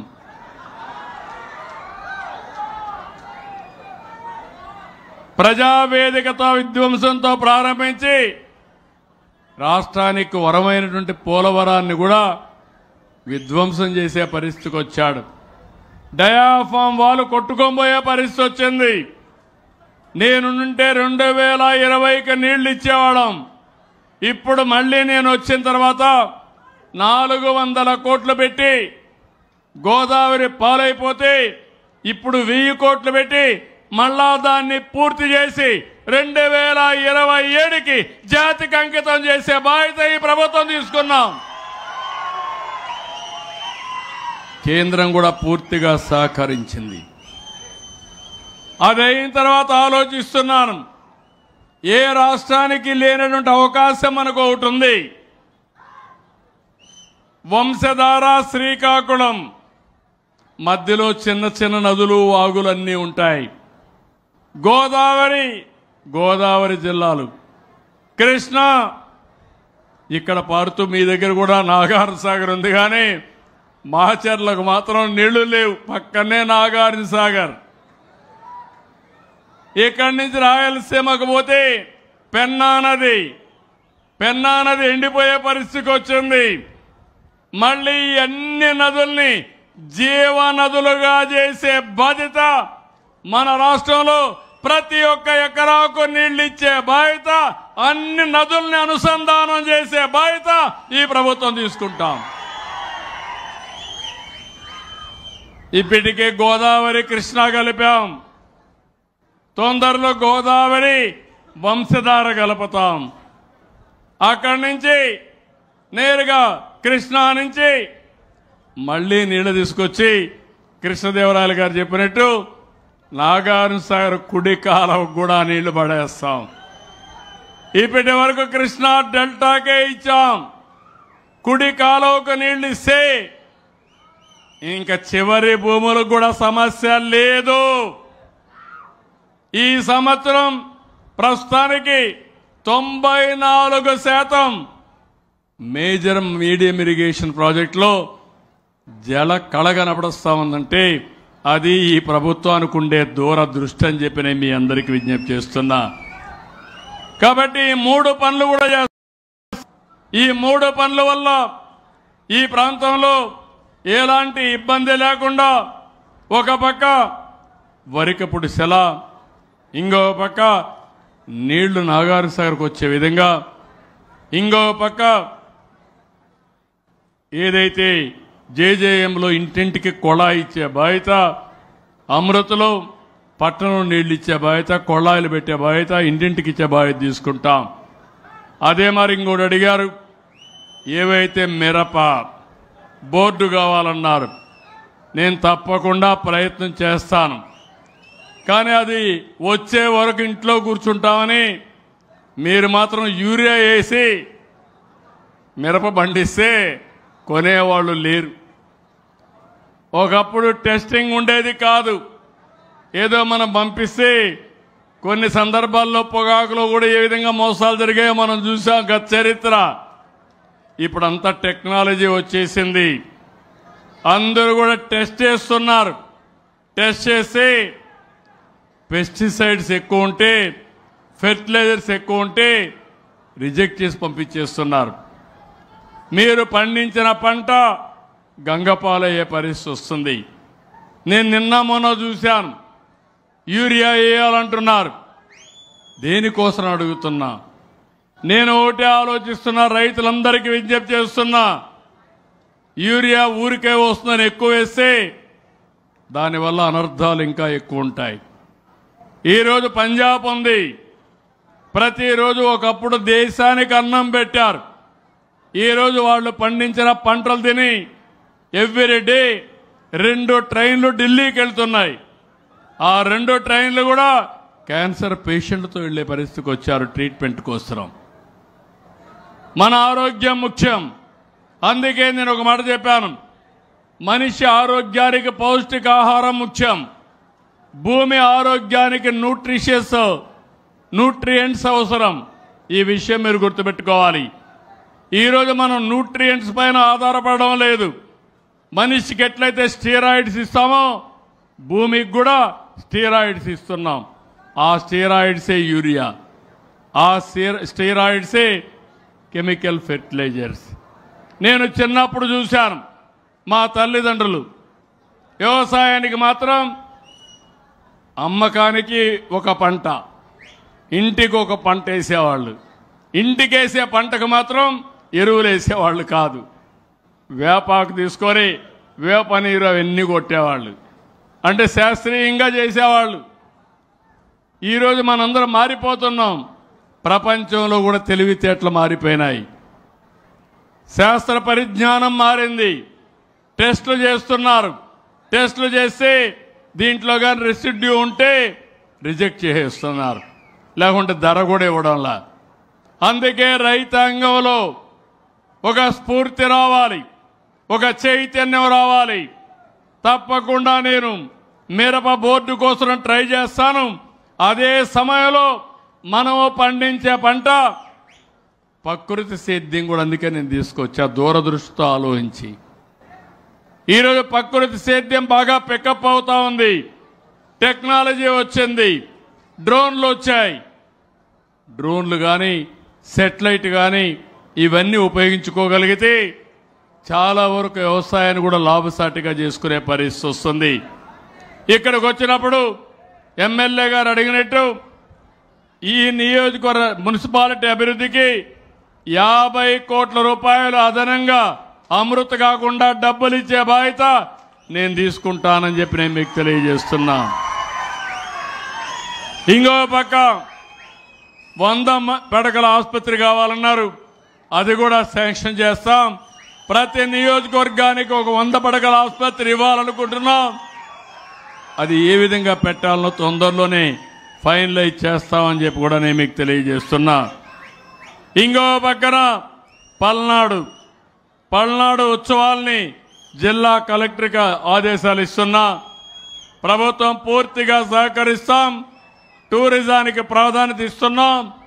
పల్నాడుకు చరిత్ర ఉంది. ఆ చరిత్ర ఉపయోగించుకొని పల్నాడు ఉత్సవాల్ని ఘనంగా చేయాల్సిందిగా జిల్లా కలెక్టర్ను ఆదేశిస్తున్నానని చెప్పి కూడా నేను మీకు తెలియజేస్తున్నా. కాబట్టి ఇవన్నీ కూడా మీరు గుర్తుపెట్టుకోవాల్సింది. భవిష్యత్తులో ఏ విధంగా చేయాలనో వర్కౌట్ చేయాల్సి కోరుతూ ఇప్పుడు ఫైనల్గా 5 నిమిషాలు ఒక బంగారు కుటుంబాలు కొత్త కాన్సెప్ట్ తీసుకొచ్చాం. నేను ఇచ్చే సంక్షేమ కార్యక్రమాలన్నీ ఇస్తా. నేను కష్టపడేది డబ్బులుండే వాళ్ళ కోసమే కాదు. సంపద లేకపోతే ఆదాయం పెరగదు. అప్పుడు కావాల్సింది పారిశ్రామికవేత్తలు కూడా కావాలి. అదే సమయంలో మన వాళ్ళకు ఉద్యోగాలు కూడా కావాలి. ఒక పక్క నేను ఇంకొక ప్రోగ్రాం కూడా ఇచ్చాను. ప్రతి ఇంటికి ఒక ఆంటర్‌ప్రెన్యూర్ని తయారు చేయాలనుకున్నాను. నేను ఒకప్పుడు ఒక ఇంటికి ఒక ఐటీ ప్రొఫెషనల్ అన్నాను. పేదరిక నిర్మూలన కోసం ఒక్కొక్క ఇంటికి ఒక ఎంఎస్ఎంఈ ఆంటర్‌ప్రెన్యూర్ని తయారు చేయడానికి నేను ముందుకు వస్తున్నా. ఇవన్నీ చేస్తూనే సమాజంలో ఉండే ప్రతి ఒక్కరికి పిలిపించాను. నేనున్నాను. గవర్నమెంట్ స్కూల్లో చదువుకున్నాను. మా టీచర్కి జీతం ఎవరిచ్చారు? ఆ రోజు ప్రభుత్వ పన్నులు కడితే ఆ పన్నుల ద్వారా చదువుకున్నాం. ప్రతి ఒక్కరూ అంతే. ఒక ఇండస్ట్రీ పెట్టినా, ఒక చదువుకున్నా, లేకపోతే ఊర్లో రోడ్డు వేసినా, లేకపోతే మంచినీళ్ళు వచ్చినా ఇవన్నీ ట్యాక్స్ పేయర్స్ మనీనే. ఈరోజు మనం పైకి వచ్చాం. కానీ మనతో సమానంగా పుట్టిన వాళ్ళు మన ఊర్లో ఇంకా పేదరికంలో ఉన్నారు. అందుకే ఒకప్పుడు నేను జన్మభూమి పిలిపించాను. జన్మభూమి పిలుస్తుంది, రా కదిలిరా అంటే ఎన్ఆర్ఐలు కూడా ముందుకు వచ్చి బ్రహ్మాండంగా పనిచేశారు. ఈరోజు అది సమాజం కోసం నేను చేశాను. ఈరోజు నేను ఒకటే కోరుతున్నాను, వ్యక్తుల కోసం చేస్తున్నాను, కుటుంబాల కోసం చేస్తున్నాను. మనతో పుట్టిన కుటుంబాలు ఇంకా పేదరికంలో ఉన్నాయి. ఆ కుటుంబాలని పైకి తీసుకొచ్చే బాధ్యత మనందరిది. నాతో కలవమని అప్పీల్ చేశాను. చాలామంది వచ్చారు. నేను ఒకటే చెప్తున్నాను, ఈరోజు P4 అనే కార్యక్రమం ఒక వినూత్నమైన కార్యక్రమం. ఇది కూడా పబ్లిక్ ప్రైవేట్ పీపుల్స్ పార్ట్నర్షిప్. ప్రతి ఒక్క కుటుంబాన్ని అధ్యయనం చేసి వాళ్ళకు అండగా నిలబడడం, చేయూతనివ్వడం, అవసరమైతే 10 రూపాయలు ఖర్చు పెట్టడం, మంచి ఆలోచనలు ఇవ్వడం. ఈరోజు వాళ్ళకుండే పరిస్థితిలో మంచిగా కూడా ఆలోచించారు. ఎందుకంటే వాళ్ళ ఆలోచన అంతా నిద్ర లేసే పని చేస్తే తప్ప కడుపు గడవని పరిస్థితి. చదువుకోవాలంటే చదువు ఆలోచనే ఉండదు, దానికి డబ్బులు కావాలి. కాబట్టి మన దగ్గర డబ్బులు లేవు కాబట్టి మనకు ఆలోచనే వద్దనుకుంటారు. కొంతమంది ధైర్యంగా ఆలోచిస్తారు, కలలు కంటారు. ఆ కలను సాధించడానికి నిరంతరం పనిచేస్తారు. అలాంటి వాళ్ళల్లోనే ఒక వ్యక్తి మీరా, ఇంకొక వ్యక్తి రమణ గారు అని చెప్పి నేను మీకు తెలియజేస్తున్నా. చాలామంది ఇబ్బందుల్లో ఉన్నారు. వాళ్ళకి చేయూతనివ్వాలని 2 మార్గాలుగా ఆలోచించాం. పేదరికంలో ఉండే వాళ్ళందరినీ బంగారు కుటుంబాలుగా, ఇంకో పక్క పైకి వచ్చిన వాళ్ళు మార్గదర్శకులుగా ఎంపిక చేశాం. నేను ఒకటే చెప్తున్నాను, నాకు 10 నిమిషాలు టైం ఉంటే 10 మందికి సహాయం చేయడం తప్ప, ఆదుకోవడం తప్ప ఇంకొక కార్యక్రమం నాకు లేదని చెప్పి కూడా నేను మీకు తెలియజేస్తున్నాను. అందుకే ఇప్పుడు వీళ్ళిద్దరిని కూడా నేను చేసే ఈ యొక్క ఉద్యమం, నేను చేసే ఈ మంచి కార్యక్రమంలో నేను కూడా మీరు గుర్తుపెట్టుకోవాలి. 45 సంవత్సరాలుగా రాజకీయాల్లో ఉన్నాను. 15-16 సంవత్సరాలుగా అధికారంలో ఉన్నాం. ఎన్టీ రామారావు గారు అధికారంలో 8 ఏళ్లు ఉన్నారు. మేము చేసిన పనుల వల్ల తర్వాత వచ్చిన గవర్నమెంట్లు కూడా కొన్ని మంచి చేస్తే దానివల్ల కూడా మీరు బాగుపడ్డారు, పైకి వచ్చారు, మీ తెలివితేటలతో వచ్చారు. కానీ ఈరోజు మనందరి బాధ్యత పక్కనుండి వాళ్ళు ఆలోచించాలి, కింద నుండి వాళ్ళు ఆలోచించాలి, చేయూతనివ్వాలి. ఏ విధంగా ఇస్తారో ఈ 2 కుటుంబాలు చెప్తాయి. మీరు కూడా ఇంటే ఎవరైతే బంగారు కుటుంబాలు ఉన్నారో మీరు కూడా సద్వినియోగం చేసుకోవాలి. వాళ్ళు చెప్పే విషయాలు మీరు వినాలి, మంచి చెడులు అధ్యయనం చేయాలి. మీ కుటుంబం కూర్చొని ఒకసారి అర్థం చేసుకొని మీరు కూడా మంచిని కానీ ఫాలో అయితే చేసేవాడికి కూడా ఉత్సాహం పెరుగుతుంది. ఇది కూడా మీరు చేయాల్సిందిగా నేను కోరుతూ, ఇప్పుడు ఇక్కడికి వచ్చినప్పుడు మన బంగారు కుటుంబాలను ఒకరిని రామ్మా, నువ్వేనా మైక్ ఇవే. ఈ అమ్మాయి మాట్లాడుతుంది, అక్కడ మార్గదర్శి మాట్లాడతారు. చెప్పమ్మా, దగ్గర పెట్టుకో, మైక్ దగ్గర పెట్టుకో, మాట్లాడు. నమస్కారం సార్. అటు చూసి మాట్లాడు, దగ్గర పెట్టుకోమా, ఫ్రీగా మాట్లాడమ్మా, ఇంట్లో మాట్లాడు, ఫ్రీగా మాట్లాడమ్మా. నమస్కారం సార్. ఇక్కడ పెద్దలందరికీ నమస్కారం. నా పేరు బత్తుల నీలావతి. నాకు మీ మాచర్ల 11వ వార్డులో ఉంటాను. మా తల్లిదండ్రులు చిన్న వయసులోనే పెళ్లి చేశారు. మా భర్త చనిపోయి 3 సంవత్సరాలు అవుతుంది. మా భర్త చనిపోయిన కాడి నుంచి నాకు 3 పిల్లలు సార్. మా భర్త చనిపోయిన కాడి నుంచి నా పిల్లలు నేనే పోషించుకుంటున్నాను. కూలి పనికి వెళ్తూ నా పిల్లలు నేనే పోషించుకుంటున్నాను. ఒక పూట పని ఉంటే ఒక పూట పని ఉండదు. పూట పని లేనప్పుడు నేను ఇంట్లోనే ఉంటాను. పని లేనప్పుడల్లా ఇంట్లో ఉండి ఇబ్బంది పడుతున్నాను సార్. ఇక్కడికి నేను రావటం కారణం ఏంటంటే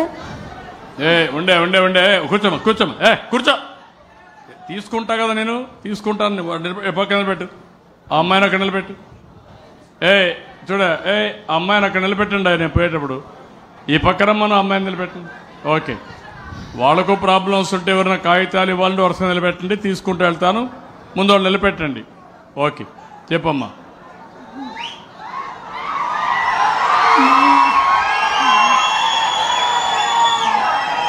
రెండు పనులు కావాలి, వాళ్ళ అవసరాలు కూడా తీరాలి, మనం అనుకున్న లార్జర్ పర్పస్ కూడా నెరవేరాలి. చెప్పమ్మా. ఓ పూట పని ఉంటే ఓ పూట పని ఉండలేదు సార్. పనులు లేక ఇబ్బంది పడతా ఉన్నాను. పిల్లల్ని చదివించుకుంటున్నాను సార్. ఏం చదువుతారమ్మా పిల్లలు? పిల్లలు పెద్ద అబ్బాయి 7వ క్లాస్ చదువుతున్నాడు సార్. 2వ అబ్బాయి 4వ క్లాస్ చదువుతున్నాడు. 3వ అబ్బాయి 2వ క్లాస్ చదువుతున్నాడు. ముగ్గురికి తల్లికి వందనం వచ్చిందమ్మా? వచ్చింది సార్. మీ ఇంట్లో పెద్దవాళ్ళు ఎవరన్నా, ముసలివాళ్ళు ఎవరన్నా ఉన్నారమ్మా? ఎవరు లేరు సార్. ఎవరు లేరు. మీ తల్లి గారి తల్లిదండ్రి ఉన్నారు సార్. వాళ్ళు ఉన్నారు. వాళ్ళు ఏం చేస్తారమ్మా? మా నాన్న నాపరాయి పనికి వెళ్తాడు. మా అమ్మ పొలం పనికి వెళ్ళొద్దు సార్. మేము కూడా పొలం పనికి వెళ్ళి. మీ అత్త మామలు ఎవరు లేరా? మా అత్త మామ ఉన్నారు. మా అత్త మామ ఇడిపోయి ఎవరు బతుకులు వాళ్ళే బతుకుతున్నారు సార్. వాళ్ళు వేరేగా ఉన్నారు, నువ్వు ఒకటే ఉన్నావు. ఇప్పుడు ఈ అమ్మాయి చూశారు, పేద కుటుంబం, తల్లి తండ్రి కూడా పేదవాళ్ళు, కూలికి వెళ్తారు. అత్త మామ కూడా సహకరించడం లేదు. 3 పిల్లలు, ఒంటరి మహిళ. నీకు వితంతు పింఛన్ వస్తుందమ్మా? రావట్లేదు సార్. ఎందుకు రావడం లేదమ్మా? నాకు ఆధార్ కార్డులు సక్రంగా లేవని రాలేదు సార్. ఆధార్ కార్డులు పెట్టుకునేసరికి టైం అయిపోయిందని పెట్టుకోలేదు సార్. కదమ్మా, ఈ మధ్య మహిళ వితంతు పింఛన్ ఇచ్చాం కదా. ఈ మధ్య వితంతు పింఛన్లు ఇచ్చాం కదా. ఇవ్వలేదు సార్. భర్త పింఛను భార్యకి ఇస్తా అన్నారు సార్. పాత వాళ్ళకి ఇవ్వలేదా 3 ఏళ్ళు?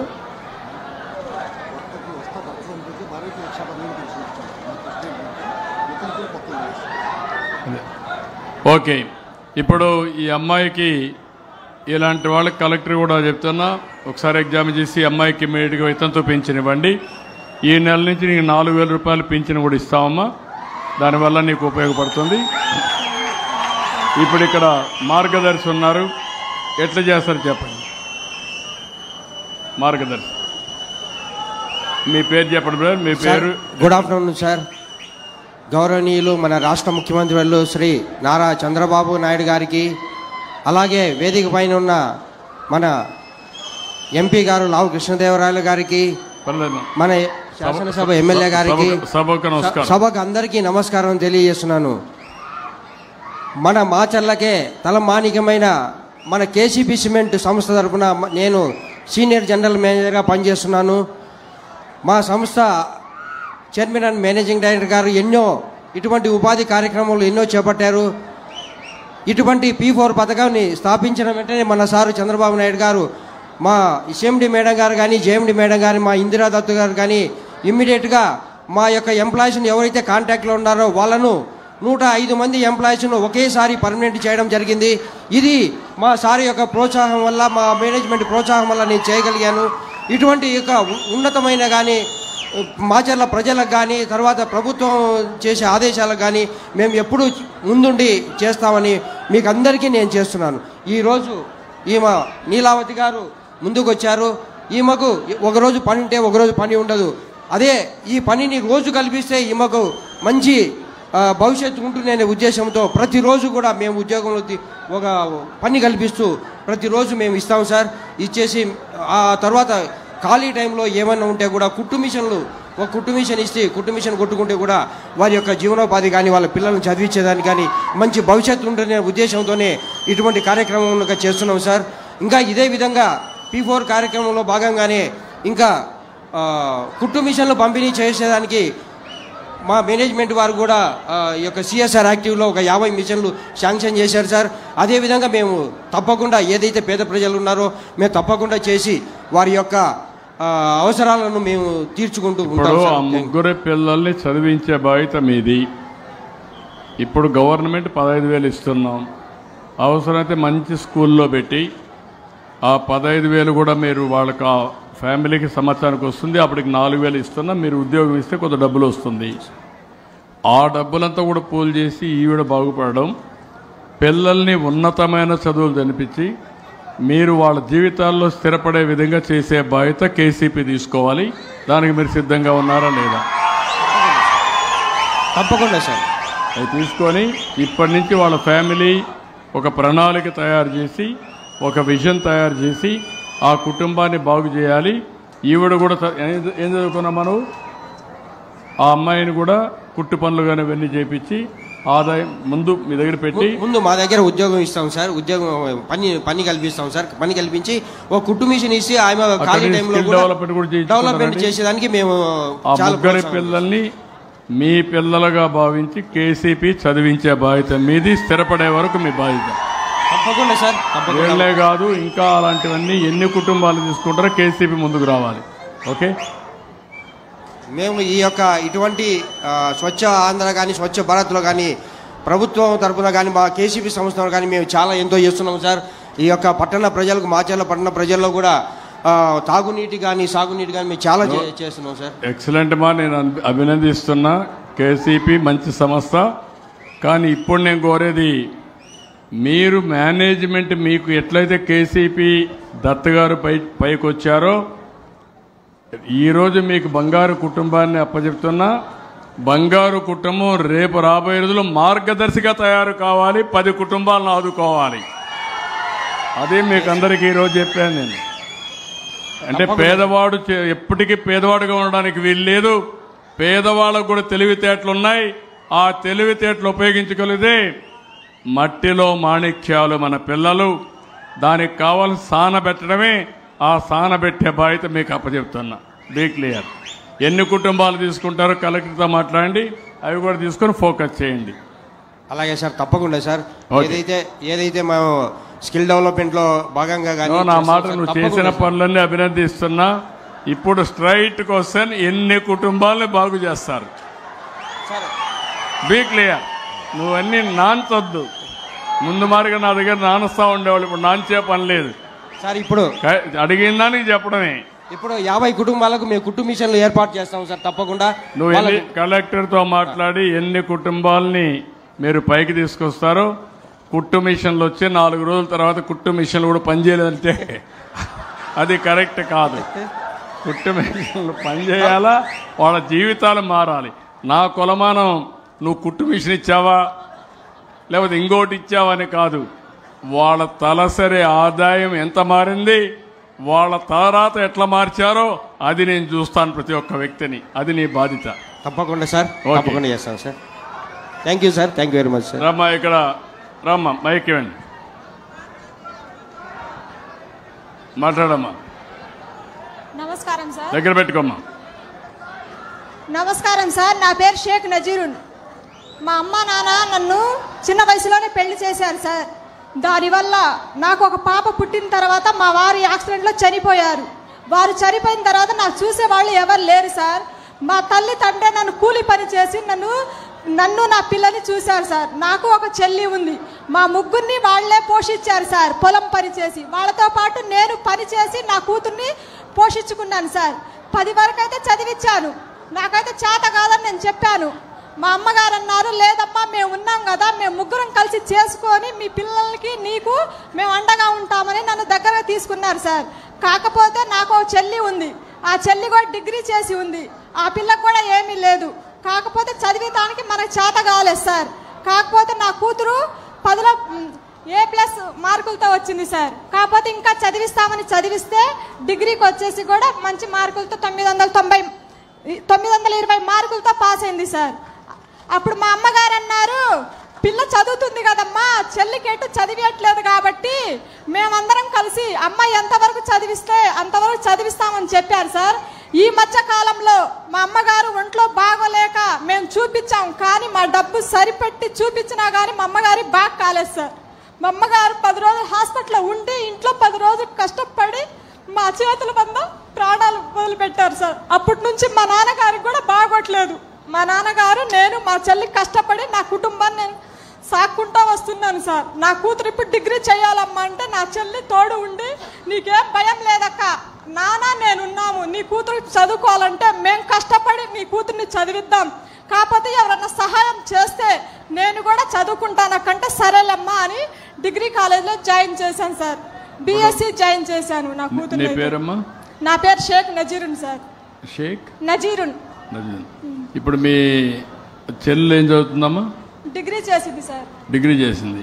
మీ చెల్లెలు డిగ్రీ, మీ కూతురు ఏం చేస్తుంది ఇప్పుడు? డిగ్రీ చేస్తాను. ఇద్దరు డిగ్రీ బీకామ్ చేస్తుంది, ఇప్పుడే జాయిన్ అయింది సార్. ఓకే, ఒకసారి మైక్ ఇవ్వండి. రండి మార్గదర్శి. నమస్కారం సార్. చెప్పండి. అందరికీ నమస్కారం అండి. మన కోఆర్డినేటర్ గారు ఫోన్ చేశారు సార్ 2 రోజుల కింద. ఇట్లా మాచర్లో ఈ P4 ప్రోగ్రాం గురించి చేసి మీరు సహాయం చేస్తారని అడిగితే చేస్తానని చెప్పానండి. చెప్పారు. నజరీన్ గురించి కూడా నేను మాట్లాడానండి. మాట్లాడితే వాళ్ళ డాటర్ అండ్ వాళ్ళకి చదువుకి ప్లస్ వాళ్ళ డాటర్ CA కూడా చేయాలనుకుంటున్నారంటండి. వాళ్ళ చదువు అయిపోయే వరకు కూడా హెల్ప్ చేస్తానని చెప్పి నేను కమిట్ చేశానండి. ఇప్పుడు మీరేం చేస్తారమ్మా? మా సీడ్ కంపెనీ అండి, విత్తనాల కంపెనీ అండి. ఎక్కడ? మా దుర్గి అండి, నేటివ్ ప్లేస్ దుర్గి అండి, హైదరాబాద్లో కంపెనీ అండి. ఇక్కడ దుర్గిలో కూడా ఫ్యాక్టరీ ఉందండి, కడుతున్నామండి ఇప్పుడు. ఓకే, ఇప్పుడు మీరు ఈ కుటుంబాన్ని ఎంతమందిని మీరు చేయగలుగుతారు? ఒకసారి కలెక్టర్తో మాట్లాడి చేయడం ఇక్కడ ఈ ప్రాంతం కాబట్టి. Sure sir. ఈ కుటుంబాన్ని ఈవిడ వీళ్ళ తండ్రి అంతే కదమ్మా? మీ తండ్రి, నువ్వు, మీ చెల్లెలు, నీ కూతురు 4 ఉన్నారు. ఈ 4 ఫ్యామిలీని ఎట్లా ప్లాన్ చేస్తారు? ఇప్పుడు మీరు సీడ్ కంపెనీ పెట్టినప్పుడు మీరు ఆలోచించారు కదా, అదే మరి ఈ 4 వీళ్ళకి ఆస్తి నేను కలుస్తానండి. వాళ్ళ ఇంటికి వాళ్ళకి కలిసి ఇద్దరిని చదివించడం. అవునండి. మీ నాన్నకు పింఛన్ వస్తుందమ్మా? నీకు వస్తుంది. ఓకే, ఈ అమ్మాయికి పింఛన్ వస్తుంది. అదే మరి 2 పిల్లలు చదువుకోవాలి. 2 డిగ్రీ చేస్తున్నారు. 4 చదివించి ఎంతవరకు కావాలో చదివించి వాళ్ళ జీవితంలో సెటిల్ చేసే బాధ్యత మీది. Sure sir. నమ్మకమేనా? షూర్ అండి. ఇప్పుడు ఈ అమ్మాయిని చూశారు, దురదృష్టం వెంటాడుతూ ఉంది. ఆ దురదృష్టం మీరు ఒకసారి చూస్తే ఈ అమ్మాయి హస్బెండ్ చిన్నప్పుడు పెళ్లి చేస్తే ఒక పాప పుట్టింది. తర్వాత హస్బెండ్ చనిపోయాడు. కానీ సంకల్పం వాళ్ళ తల్లి వీళ్ళందరూ కలిసి చేయాలి, చదివించాలనుకున్నారు. ఒక పక్క చెల్లిని చదివించాలి, రెండో పక్క ఈవిడ బిడ్డను కూడా చదివించాలి. ఈవిడ కూడా కూలి పని చేసి ఎట్టైనా సరే చదివించాలని చెప్పి దృఢ సంకల్పంతో ఉంది.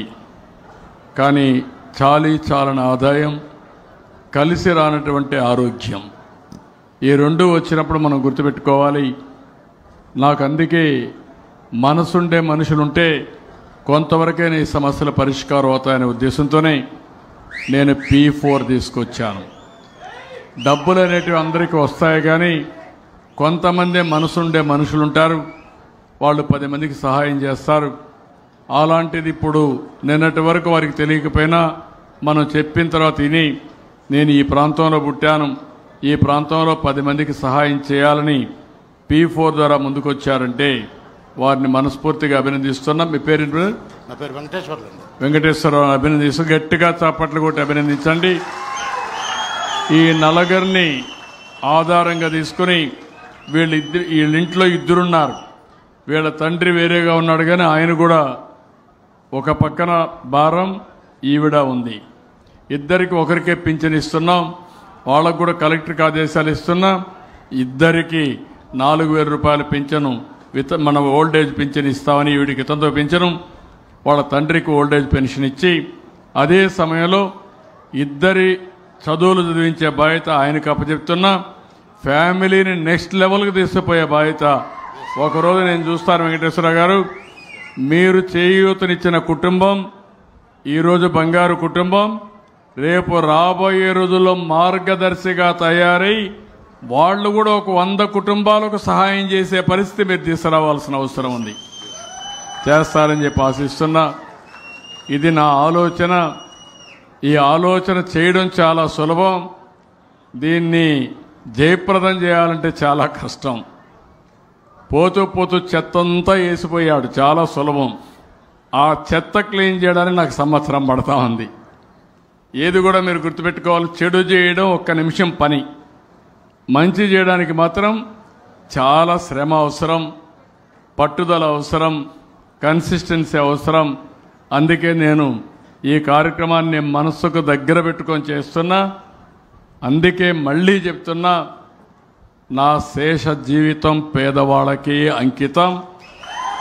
నేను సూపర్ 6 ఇచ్చిన, సంక్షేమ కార్యక్రమాలు ఇచ్చిన, ఏదో ముక్కుబడిగా ఇవ్వడం కాదు, ఒక బాధ్యతగా ఇస్తున్నా. నేను కష్టపడేది ప్రజల కోసం కాబట్టి, అందులో నిరుపేదలు ఎవరైతే ఉన్నారో వాళ్ళని ఆదుకోవాలి కాబట్టి సూపర్ 6 తీసుకొచ్చాం. అనేక సంక్షేమ కార్యక్రమాలు తీసుకొచ్చాం. కేంద్రం కూడా ఆ దిశగా ముందుకు వస్తూ ఉంది. ఈరోజు దీనివల్ల మీరు కొనుగోలు శక్తి మీకు పెరుగుతుంది, కొంతవరకు వెసులుబాటు వస్తుంది మేము ఇచ్చే డబ్బుల వల్ల. దీనివల్ల మీరేం చేయాలంటే, మీరు కూడా మీ కుటుంబం పైకి రావాలంటే మీ ఆలోచన విధానం మారాలి, మీలో కూడా కొంత పట్టుదల రావాలి. సమస్యలు వస్తాయి, సమస్యలు లేకుండా ఎవరికి ఉండరు. నాకు కూడా సమస్యలు వస్తూనే ఉన్నాయి. నిన్న నేను చూశాను, అనేక పంటలకు ధరలు తగ్గుతున్నాయి. దానికి కారణం మనమే కాకుండా ప్రపంచంలో అనేక దేశాల్లో జరిగే రాజకీయ పరిణామాలు. ఈరోజు అమెరికా ఉంది, ట్రంప్ ఉన్నాడు, ఎక్కువ పన్నులు వేశాడు. దానివల్ల మన రాష్ట్రంలో పండే రొయ్యలన్నీ దెబ్బతిన్నాయి. నిన్న నేను చూశాను, పేదవాళ్ళంతా ఆనినేస్తారు.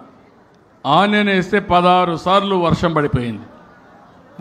వర్షం పడదని పంట వేస్తే వర్షం విపరీతంగా పండి ఆ పంటతో నీళ్లన్నీ వచ్చేసి ఎక్కడికక్కడ పంట ఎక్కువ సమయం ఉండే పరిస్థితి లేకపోయింది. ఇప్పుడు ఏం చేయాలో తెలియకపోతే ఒక్కొక్క రైతుకు 1 హెక్టార్కి 50,000 రూపాయలు నష్టపరిహారం ఇస్తున్నానంటే పెట్టుబడి కోసం అది నా ప్రయత్నం అని చెప్పి కూడా నేను మీకు తెలియజేస్తున్నా.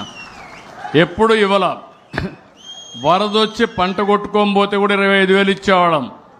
అలాంటిది మొట్టమొదటిసారిగా చరిత్రలో ఆ రైతును ఆదుకోవడానికి హెక్టారుకి 50,000 ఇస్తున్నాం. అయినా కూడా వాళ్ళ కష్టాలు కొంతవరకు తీర్చగలుగుతున్నాం. ఇలాంటి సమస్యలన్నీ వస్తూనే ఉంటాయి.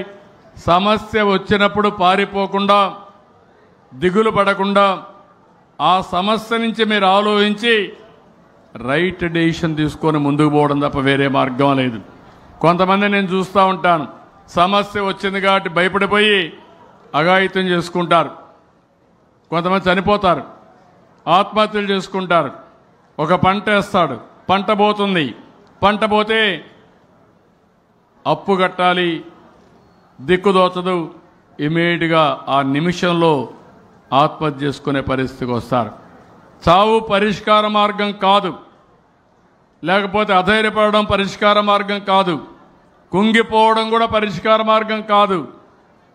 ఎన్ని ప్రత్యామ్నాయాలు ఉన్నాయో అన్నీ ఆలోచిస్తే సమస్య ఈరోజు కాకపోతే రేపటికైనా పరిష్కారం అవుతుంది, అధిగమిస్తామని చెప్పి తెలియజేసుకుంటూ, ఇలాంటి సమస్యల పరిష్కారం కోసమే బంగారు కుటుంబం మార్గదర్శులు అని చెప్పి మరొక్కసారి మీ అందరికీ విజ్ఞప్తి చేస్తూ, ఈరోజు ఇక్కడికి వచ్చిన మాచర్లకు వచ్చినప్పుడు బ్రహ్మాండంగా మీరు సహకరించారు, వినూత్నంగా సహకరించారు. అందరికీ పేరు పేరున మనస్ఫూర్తిగా నమస్కారాలు, ధన్యవాదాలు, అందరికీ కృతజ్ఞతలు. Thank you.